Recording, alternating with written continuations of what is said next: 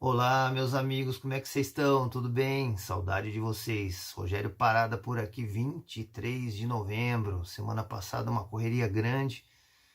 Tive num congresso conservador em Belo Horizonte esse final de semana. Vou dividir um pouquinho com vocês o que eu vi por lá. Acho interessante a gente trocar essa ideia e dar uma atualizada nos assuntos, né? Falar um pouquinho aí da questão do poder moderador, essa discussão que se fala em cima do poder moderador. Eu já venho falando disso há muito tempo. Também a questão aí das prévias, as convenções, perdão, do PSDB, para a gente dar risada juntos, né? Que é realmente uma palhaçada que aconteceu por lá, esperada, né? Uma palhaçada esperada. E o namoro do presidente, todo mundo ainda, namoro no sentido de todos os partidos querendo continuar aquela novela de tentar levar o presidente para um partido ou para o outro. Vou trocando uma ideia sobre isso aí rapidinho, só para dar uma colorida na sua semana. Pessoal, se puder ajudar a dar um like no vídeo, compartilha o seu vídeo aí com os amigos e se inscreva no nosso canal. Põe lá naquele sininho, deixa o sininho preto, quando a gente colocar alguma coisa no ar aí você recebe. E ajuda a gente a continuar pondo esse material, esse conteúdo nas redes. Hoje eu estou mais longe um pouquinho, reclamaram que eu estava muito perto, assim, minha cara estava parecendo uma batata. Falaram, ó, Parada, você está parecendo uma batata, fica mais longe do vídeo. Aqueles que sabem, que foram inclusive a minha esposa, que me deram esse toque, agradeço profundamente. Vamos pelo menos deixando a feiura mais longe do vídeo, fica mais fácil vocês me aguentarem. Mas vamos lá, pessoal, vamos conversar um pouquinho, trocar com vocês a experiência que eu tive no final de semana. Eu tenho participado de vários congressos. Congresso é uma coisa importante, seminários, porque a gente tem a aproximação dos deputados, parlamentares, consegue conversar com eles, às vezes por 5, por 10 minutos, né, num ambiente mais descontraído.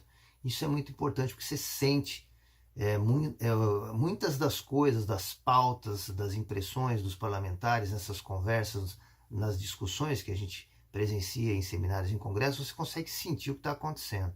Uma das coisas que me assustou lá em BH, que ninguém falou de passaporte vacinal. Lá eles não estão preocupados com isso.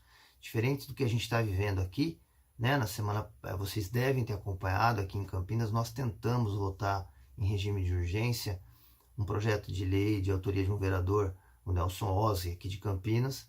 Não conseguimos, acabou tendo um mega problema lá, uma suposta agressão com racismo, etc.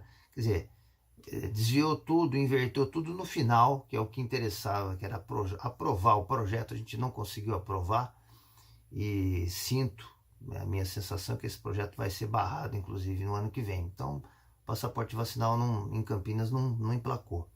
Estive em São Paulo semana passada, conversando com a deputada Valéria Bolsonaro, e teremos reuniões essa semana, inclusive na sexta-feira, uma audiência pública do projeto de lei de autoria da Janaína Pascoal, do Rodrigo Garcia e também de coautoria da Valéria, para tentar fazer a nível estadual o que a gente está tentando fazer aqui em Campinas, que é votar, né, um projeto de lei muito bem estruturado, bem escrito, bem fundamentado, pela deputada Janaína Pascoal, que foi a principal autora aí do projeto, e para proibir a exigência de passaporte vacinal. E no final de semana, lá em BH, conversei com a deputada Carla Zambelli sobre esse assunto também. Ela tem um projeto de lei, o PL 3702, se não me engano o número é esse, e ela disse que ela está tentando reunir as assinaturas para votar em urgência, mas também não está conseguindo, está tendo dificuldade. Parece que os parlamentares não estão muito conscientes do tamanho da importância dessa questão de não se obrigar as pessoas a vacinar. Quer dizer, se a pessoa não quer vacinar, ela não pode ser obrigada.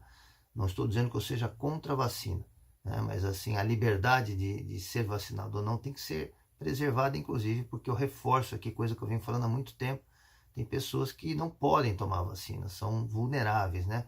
E não dá para tomar. A gente fala que é vacina, mas na verdade é um inoculante experimental ainda, não foi comprovado a sua eficiência no rigor científico necessário. Então é uma experiência para o bem, supostamente, mas é uma experiência.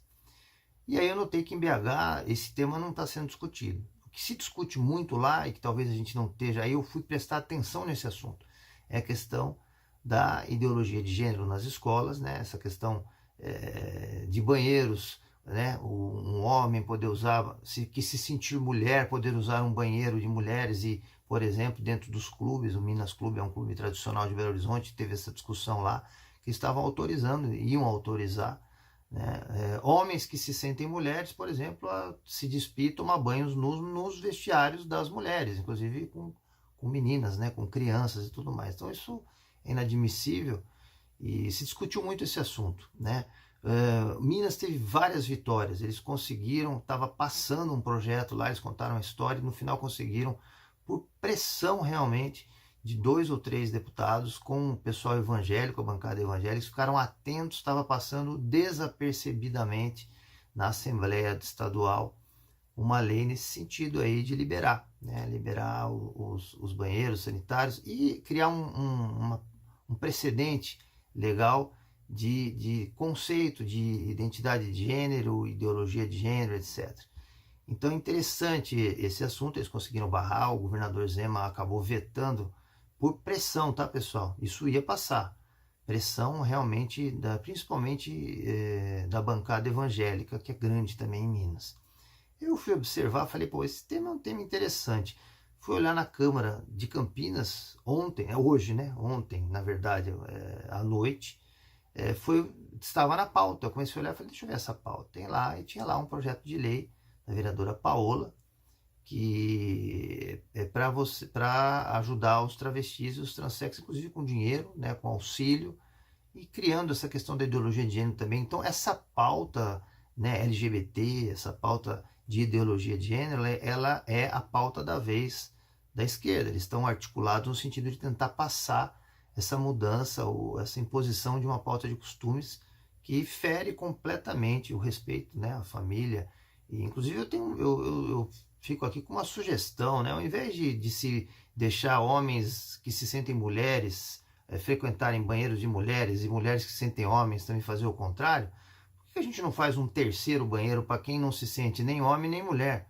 Né? Porque já que eles não têm esse tipo de problema ou desconforto, né, de estar junto com outros que se sentem diferentes, quer dizer, para a minoria, né, dos homens, vamos supor, né, a minoria dos homens e a minoria das mulheres hétero, que não se sentem à vontade com esses trans, né, dentro, usando a intimidade de um banheiro ou de um vestiário de clube, então esse pessoal fica proibido de entrar. Vamos criar 2 banheiros para as minorias, os homens e as mulheres. E aí a maioria, que são os LGBTs, os transex, né, o pessoal que tem essa questão, porque estou entendendo que é isso, a gente faz um banheiro separado para eles. É uma sugestão. Eu não entendo por que tanta briga. Faz um banheiro a mais, ou 2, ou 3, né? Mas vamos manter pelo menos o de quem é homem, de quem é mulher, respeitar, né, cada um nesse sentido. Bom, é uma ironia aqui que eu estou fazendo, mas é como no Congresso chegou até a ser falado, para vocês terem ideia. Outro assunto que se falou muito, né, lá, e que é esse sim, eu acho que está na boca de todo mundo, é a questão do poder moderador, né, que o ministro do STF teria dito fora do Brasil que o Brasil já vive, né, o semipresencialismo e que o poder moderador já está sendo, vamos dizer assim, exercitado, né, pelo Supremo, pelo Judiciário. Eu tenho um vídeo de mais ou menos, acho que 1 ano e meio atrás, quando começou essa palhaçada do STF começar a se enfiar nos outros poderes e bater de frente com o presidente, eu fiz um vídeo até dizendo para a população, olha, calma pessoal, calma, por causa das Forças Armadas. Eu queria dizer aqui, é meu entendimento, inclusive como advogado, né, como estudante de direito. Tem que ficar claro uma coisa, pessoal. Da mesma forma que quando você pega uma nota de 50 reais, você fala, por que uma nota de 50 reais, que é um papel escrito 50 reais, vale 50 reais? Por que você pega uma nota dessa, vai no mercado e compra coisas que somando deem menos, né, ou deem os 50 reais? Por que a pessoa recebe aquilo e acredita que ele vai usar aquilo como uma moeda? Né? Porque existe um poder naquele papel, foi constituído naquele papel, né, um valor relacionado aos 50 reais, um valor monetário. A gente tem que entender que quando a gente faz uma Constituição, e o próprio nome está aí, Constituição, constituiu-se poderes. Né? Na nossa Constituição, quando foi dada então a Constituição do Poder Executivo, Poder Legislativo e Poder Judiciário, não tem poder moderador. Não existe isso. Ah, mas isso todo mundo está falando, só que eu tenho uma análise um pouquinho diferente. Né? que as pessoas não estão se atentando para isso. Esses poderes só existem, de fato, só foram constituídos porque alguma outra coisa, né, permitiu isso. Permitiu que esses poderes fossem constituídos. Não foi simplesmente um monte de deputados, uma Assembleia Constituinte, foi lá escrever um papel, decidiu um monte de coisa, pôs no papel, e aí, fiat lux, aquilo vira realidade. Vira realidade por quê? Porque por trás existe uma força que obriga e constitui esses poderes. Uma força chamada Força Armada. Então, na prática, meus amigos, o poder constituinte e, portanto, o poder moderador, pode dizer o STF o quanto quiser, quem quiser dizer que é poder moderador, pode dizer, porque o poder moderador, na maneira antiga de se ver, né, do rei, ele tem duas funções, uma de dar a última palavra, ou seja, o rei decidiu no final, independente do que for, decidiu, tá feito, acabou, ele fala e morreu. E a outra é corrigir desequilíbrios, né, entre os poderes que deveriam viver harmonicamente. Então, se o STF está achando que ele é poder moderador, ele está esquecendo que quem o constituiu, o seu pai, o que o mantém de pé, são as Forças Armadas. Então, em última ratio, em última razão, o poder moderador, ainda que não esteja escrito na Constituição, ele é sim das Forças Armadas. E se nós estamos achando que para as Forças Armadas agirem como poder moderador, elas precisam seguir uma coisa que está escrito na Constituição, só dessa forma, estamos também enganados, pessoal. Óbvio, em primeira razão, seguir-se-ia o artigo, no caso, 142, por exemplo. Mas se isso extrapolar, e a população e o povo brasileiro entender que isso passou dos limites, vocês não tenham dúvida. Eu, pelo menos, acredito nisso. A hora que tiver desordem social e vai ocorrer, se continuar da forma como está, eu já venho dizendo isso nos meus vídeos lá atrás. Vocês podem voltar no meu canal aí e ver vídeos que eu falei sobre insegurança jurídica. Até onde iria essa pressão da insegurança jurídica, principalmente do Supremo, sobre a sociedade? Ela vai até um momento em que, ao romper, né, a integridade institucional e o equilíbrio, vai sim aparecer o poder moderador das Forças Armadas, né? Então eu queria dizer isso, ninguém está dizendo. No Congresso também não se fala, todo mundo indignado. Pessoal, as Forças Armadas são elas que mantêm esses poderes todos aí constituídos. Sem as Forças Armadas, o STF é um prédio de concreto com 11 cidadãos dentro dele. Só isso, nada mais. Um monte de papel e computador, não é nada mais que isso. Tá certo? Então a gente tem que ter isso na cabeça. O presidente também. Sem as Forças Armadas, o presidente é o quê? É um ser humano lá dentro de um prédio. O parlamento é a mesma coisa, né? Então a gente tem que ficar atento a isso e ficar antenado em como as Forças Armadas estão assistindo a tudo que está acontecendo. Como seus representantes, ou o pessoal mais próximo ao comando, vem se manifestando sobre as ocorrências. E eu acho que a gente está num caminho aí, sim.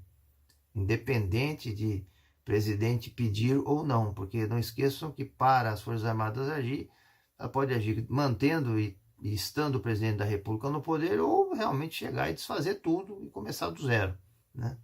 Isso é só um pensamento. Bom, outra coisa, a questão da convenção do PSDB. Não sei se vocês acompanharam, nada mais do que esperado. Uma briga violenta entre o Dória e o Leite, né? Tá ficando claro aí a questão das urnas lá, da apuração eletrônica, um fiasco, né? Porque analogamente aí tem muita gente dizendo que é assim que será, né?